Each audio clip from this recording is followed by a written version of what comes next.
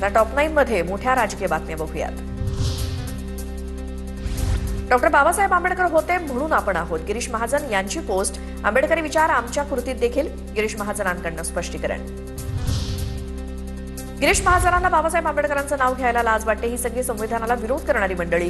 विजय वडेट्टीवारांचा महाजनांवरती निशाणा।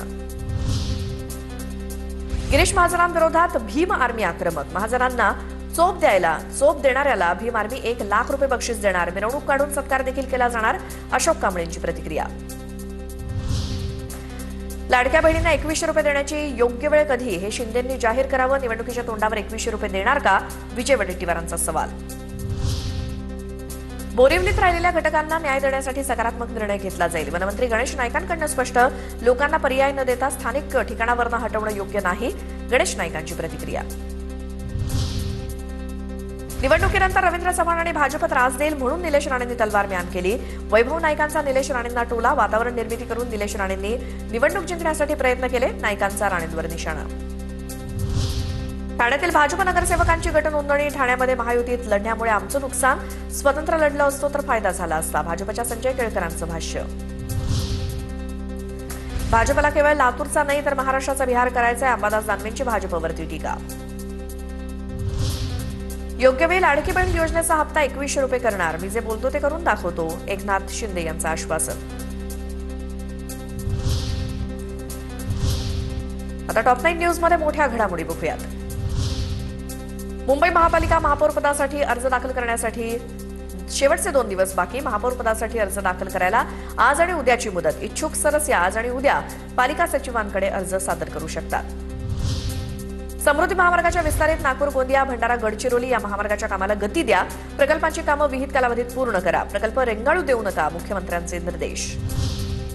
सातारा गॅझेट लागू करण्यासंदर्भात मराठा आरक्षण उपसमिती मंत्रालयात चर्चा। जिल्हा परिषद निवडणुकीनंतर सातारा गॅझेट लागू करण्याचा निर्णय होण्याची शक्यता। निवडणूक अधिकाऱ्यांविरोधात वसंत मोरेंची पुणे कोर्टात याचिका।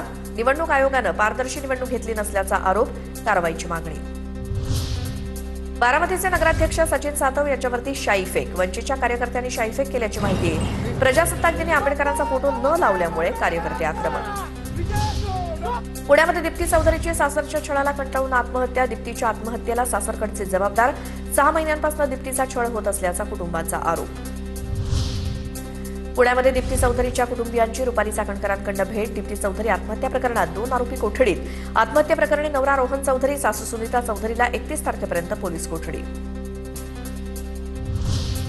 तर दीप्ती चौधरी प्रकरणाची सखोल चौकशी केली पाहिजे। शिवसेनेच्या रवींद्र धंगेकरांची मागणी। महिलेला आत्महत्येस प्रवृत्त करणाऱ्यांवरती कठोर कारवाईची मागणी।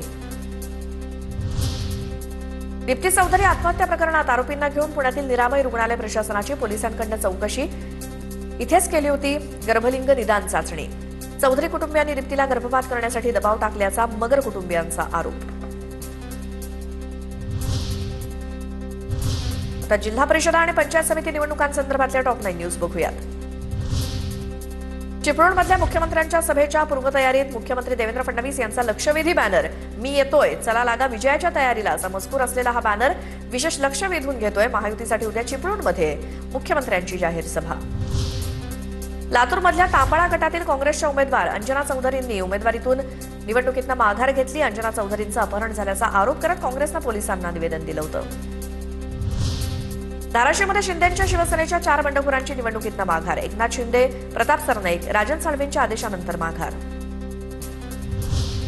सांगलीमध्ये माजी खासदार संजय काका पाटलांच्या सुपुत्राची जिल्हा परिषद निवडणुकीतनं माघार। प्रभाकर पाटलांविरोधात त्यांच्याच भावकीतील अक्षय पाटील होते निवडणुकीच्या मैदानात। मात्र निवडणुकीमुळे भावकीत वाद होऊ नये म्हणून माघार घेतली। पाटलांकडून स्पष्ट। नितेश राणेंचे समर्थक मनीष दळवींची अचानक निवडणुकीतनं माघार। सिंधुदुर्गातल्या वेंगुर्ले आडेली जिल्हा परिषद मतदारसंघात मोठा ट्विस्ट। तडकाफडकी घेतलेल्या निर्णयामुळे कार्यकर्त्यांमध्ये संभ्रम। सिंधुदुर्गात कोळपे जिल्हा परिषदेत भाजपचे प्रमोद रावराणे बिनविरोध। ठाकरेंच्या शिवसेनेच्या जितेंद्र तळेकरांची निवडणुकीच्या रिंगणातनं माघार। किंजवडे जिल्हा परिषदेमध्ये ठाकरेंच्या सेनेच्या रेश्मा सावंतांनी अर्ज मागे घेतल्यामुळे भाजपच्या सावी लोके विजयी।